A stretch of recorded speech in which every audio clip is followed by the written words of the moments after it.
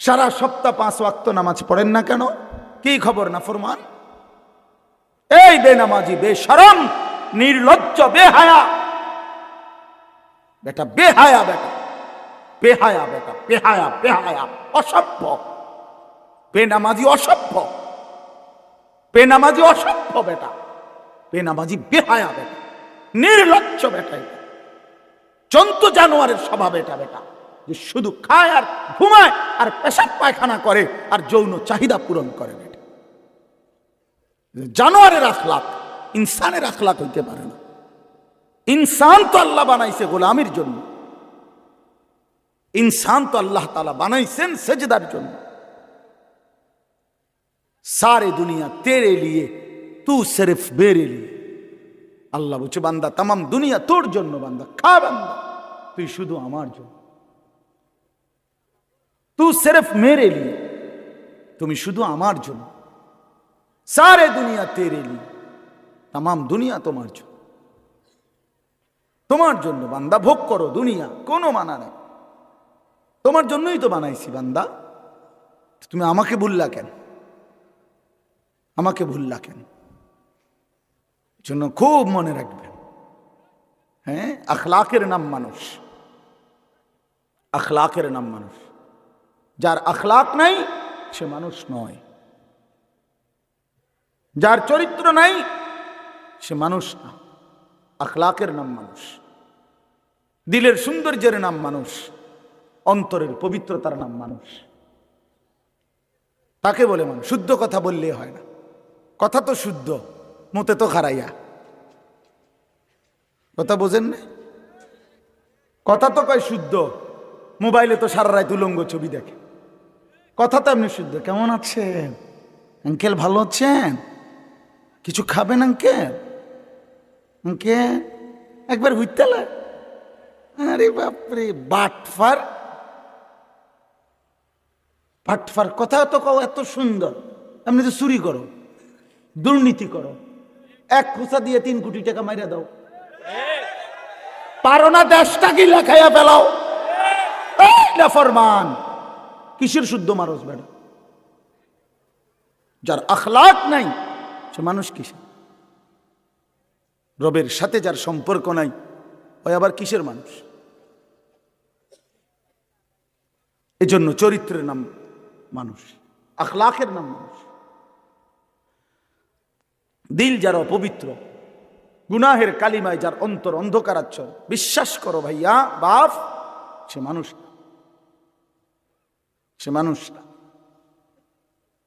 এজন্য আমরা যেন প্রত্যেকেই ভুল না করি, প্রত্যেকেই ভুল না করি। এত নওজোয়ান মাশাআল্লাহ, এত রাত ভর, এত রাতে আপনারা বসছেন। নওজোয়ান ভাই তোমরা বসছো ভাইয়া, হাজার মুবারকবাদ, কোটি মুবারকবাদ। আমি যদি কলিজা খুলে দেখাইতে পারতাম, আমার জিন্দিগির সবচেয়ে বেশি খুশি মুসলমানের নওজোয়ান। এখন সারা বাংলাদেশে আলহামদুলিল্লাহ কিশোর তরুণ নওজোয়ান ব্যাপকভাবে আল্লাহর কথা শুনতেছে, ওয়াজ শুনে মাশাআল্লাহ। এটা ভালো দিক। আপনি অপেক্ষা করেন ইনশাআল্লাহ, 10 বছর অপেক্ষা করেন। আমরা বলতে থাকি মালিকের দয়া, আমি বলি আর যিনি বলেন, আল্লাহর কথা বলতে থাকুক, হতে থাকুক, ইনশাআল্লাহ বাংলাদেশের দৃশ্যপট বদলে যাবে ইনশাআল্লাহ। হ্যাঁ, বাংলাদেশের জমিনেও কালেমার পতাকা উড়বে ইনশাআল্লাহ, কোনো সন্দেহ। হকের পতাকা উড়বে। লক্ষ কোটি কোটি নওজোয়ান আল্লাহর দিকেই ফিরে আসতেছে। গুনার মধ্যে মজা নাই, মোবাইল টিপতে টিপতে কোডি মডি শেষ, এখন আর মজা নাই। আমি তো দেখি আলহামদুলিল্লাহ অনেক যুবক এখন আর গুনার মধ্যে কোনো মজা পায় না। নারী দেখতে দেখতে, উলঙ্গ ছবি দেখতে দেখতে, নর্তকী দেখতে দেখতে, অশ্লীল দৃশ্য দেখতে দেখতে এখন আর বিরক্ত, আর ভাল লাগে। সেজদার মধ্যে শান্তি আছে ভাইয়া, গোলামির মধ্যে শান্তি আছে। এক সেজদা দিয়ে দেখো, আল্লাহর আরশ কাইপা উঠবে। আল্লাহ বলবে, যুবক তুই আমার সেজদা দিলি, যা আমি ওয়াদা দিলাম হাসরের ময়দানে আমার আরশে তোরে ছায়া দেব। এই স্টেজে বসাবো, স্টেজে বসাবো। যুবককে আল্লাহ বলছেন, নবীজির হাদিস, শাবুন নাশআ ফি ইবাদাতিল্লাহ, যে যুবক আল্লাহর ইবাদতে যৌবনকাল ব্যয় করেছে, আল্লাহ তাআলা তাকে আল্লাহর আরশে ছায়া দান করবে। তার মানে স্টেজে বসানো, স্টেজে বসানো। আর বাকিগুলো দেখে করছে কিরিয়াতে দিয়ে আমগো লাগা, এই কিরিয়াতে দিয়ে বুড়ি সঙ্গে হেতে না, হেতে দিয়ে স্টেজে বইছে, কিরে নাই মা হেতে কেবো না দোস্ত সেদিন আর নাই, না না আমরা তামাশা মনে করছে, আমি অনেক কষ্ট করছি, গুনার নাফরমানির শ্রুতে আমি আল্লাহরে রাজি করে রাখছি, বহুত কষ্ট হয়েছে, বহুত কষ্ট হয়েছে, বহুত কষ্ট হয়েছে। ঘরকে ঘর, হাতকে হাত মোবাইল, ঘরকে ঘর টেলিভিশন, এর মাঝখান দিয়ে বেঁচে থাকতে কষ্ট হয়েছে। আজকে একজন বড় ডাক্তার দেখছি আমাদের কুমিল্লার, বড় ডাক্তার, ডাক্তার সাহেব খুব দিনদার আল্লাহওয়ালা, দাওয়াত তাবলীগের সাথী, আমাদের ওয়ালা আমাদের সাথে আছেন। বলতেছে ছোটবেলার থেকে বাবার এমন কঠোর পরিবারে বড় হয়েছি হুজুর, ছোট্টবেলার থেকে কোনোদিন টেলিভিশন কোনোদিন দেখিনি, ঘরে কোনোদিন ঢুকায় না বাবা। অসংখ্য মানুষ আলহামদুলিল্লাহ আল্লাহ দ্বীনের উপরে কষ্ট করে এখনো মজবুতির সাথে টিকে আছে। ইসলাম হারায় নাই, কোরআন হারায় নাই বন্ধু, এবং হারাবেও না ইনশাআল্লাহ। বাংলাদেশের জমিন ইসলামের জমিন, এটা কোরআনের জমিন, এটা কালেমার জমিন। এটা ওই সমস্ত বেঈমান 110 কোটি কিংবা 130 কোটির ধমক দিলে আমরা 2 পয়সাও গনি না বেটা, 2 পয়সাও গনি না।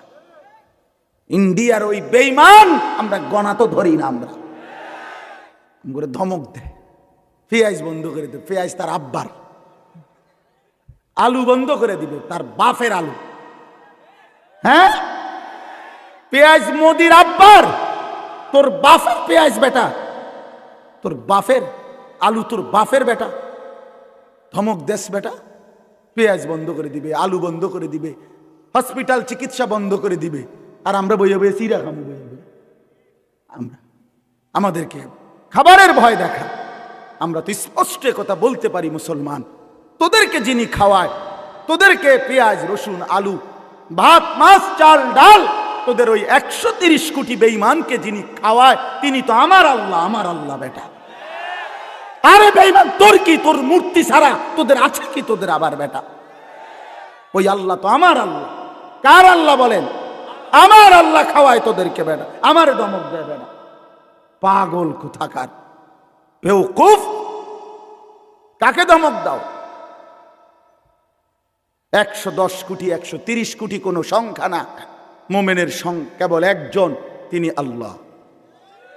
হাসবুনাল্লাহু ওয়া নি'মাল ওয়াকিল, আল্লাহই যথেষ্ট, আল্লাহই যথেষ্ট।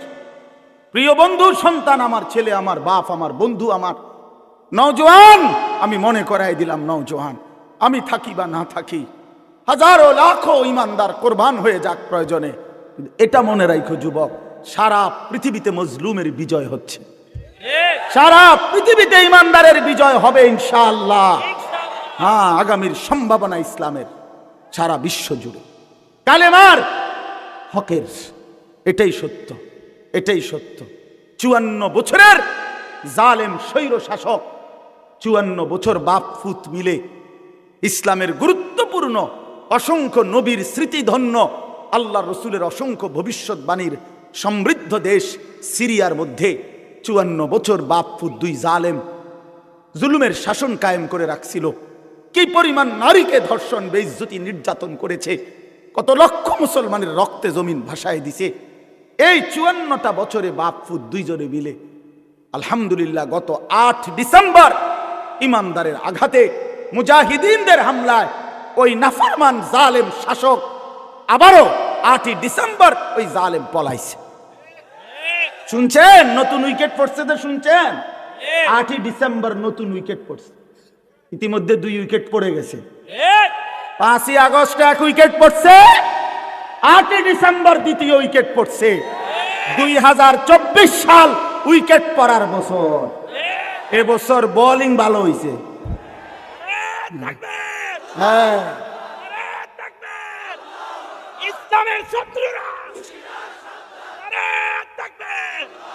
ইনশাআল্লাহ 2 উইকেট যেহেতু পড়ছে, আরো উইকেট পড়বে ইনশাআল্লাহ, আগামীর উইকেট নেতানিয়াহু, ইসরায়েলের ওই কুত্তা পড়ে যাবে ইনশাআল্লাহ। ইসরায়েলের ওই প্রধানমন্ত্রী বেঈমান, ওই উইকেটটা পড়বে ইনশাআল্লাহ কিছুদিনের মধ্যে। অপেক্ষা করো যুবক, কিছুদিনের মধ্যে ইনশাআল্লাহ ফিলিস্তিন বিজয় হবে, ইমানদারের বিজয় হবে, প্রতি ফোঁটা রক্তের শহীদের খুনের বিজয় হবে ইনশাআল্লাহ, কোনো সন্দেহ। নষ্ট হইও না যুবক, একটু সহ্য করো, একটু ধৈর্য ধরো। কালেমার পতাকা তোমার হাতে উঠবে ইনশাআল্লাহ, মাহাদির পতাকা তোমার হাতে উঠবে ইনশাআল্লাহ। তুমি হিম্মত করো। নারীর ফান্দে, মোবাইলের ফান্দে, অশ্লীল ছবির ফান্দে, অসৎ বন্ধুর ফান্দে নষ্ট হইও না বন্ধু আমার, বাপ আমার। আমি হাত জোড় করে বললাম, আমি আমার ছেলেকেও বলছি, বাপু দুইজনই আল্লাহর জন্য প্রয়োজনে, আমি মরবো নয় তুই মরবি, কিন্তু কালেমার পতাকা উড়বে ইনশাআল্লাহ, কোনো সন্দেহ। আমি সমস্ত যুবকের কাছে অনুরোধ করছি, ভাই নষ্ট হইও না, ভাই নষ্ট হইও না, চরিত্রহীন হইও না ভাইয়া, আখলাক বরবাদ করো না। এত নারী তোমার লাগবে না ভাইয়া, এত নর্তকী তোমার দরকার নাই। কেন জীবন শেষ করে দিচ্ছ? তোমরা যারা নামাজ পড়ো না, তোমরা নিজের হাতে নিজের বরবাদ করে দিচ্ছ ভাই আমার। অনর্থক জিন্দিগিটা শেষ করে দিলা। কি কারণ ছিল? কেন নামাজ পড়ো না? শরীর সুস্থ, শরীরের মধ্যে সমস্ত সক্ষমতা আছে, কেন পড়লা না ভাইয়া? এত নারী, এত ছবি, এত উলঙ্গ নাচ, সারা রাত অশ্লীল দৃশ্য দেখে শেষ পর্যন্ত অর্জন কি বাপ? কি পাইলা এই পর্যন্ত? শরীরের কি উপকার হইল? যৌবনের কি উপকার হইল? দুনিয়ার বা কি লাভ হলো? আখেরাতের বা কি লাভ হলো? একদিন বেলা শেষে ফিরে দেখবা কিচ্ছু নাই, বন্ধুও নাই, শরীরও নাই, যৌবনও নাই, শরীরের ক্ষমতাও নাই, আখেরাতও নাই, কবরও নাই, কিচ্ছু নাই, কিচ্ছু নাই। সব ধোঁকা, সব ধোঁকা, সব ধোঁকা। এই জন্য বাপ, আমরা প্রত্যেকেই এটা মনে রাখতাম, কারো ধমকে ইনশাআল্লাহ বাংলাদেশের এই জমিন ইমানদারের জমিন, 56,000 বর্গ মাইলের বাংলাদেশ আমরা কোনো বেঈমানের হাতে ছেড়ে দেব না ইনশাআল্লাহ। সুজা ইনশাআল্লাহ, সবার আগে ইনশাআল্লাহ ইমানদার নওজোয়ান এই বাংলাদেশের জমিন পাহারা দেবে ইনশাআল্লাহ। ও ভারতের এই সমস্ত ধমক, হ্যাঁ গো, দেশে হাসপাতালে আমরা দেশের ইমানদার ডাক্তার আছে, আমাদের দেশে পর্যাপ্ত হসপিটাল আছে ইনশাআল্লাহ, কোনো সমস্যা নেই কোনো কিছুর। আল্লাহ থাকতে বান্দার আবার পেরেশানি কি? আবার হাসবুনাল্লাহু ওয়া নি'মাল ওয়াকিল, নি'মাল মাওলা ওয়া নি'মান নাসির। আল্লাহ আমাদেরকে হিম্মত দান করে।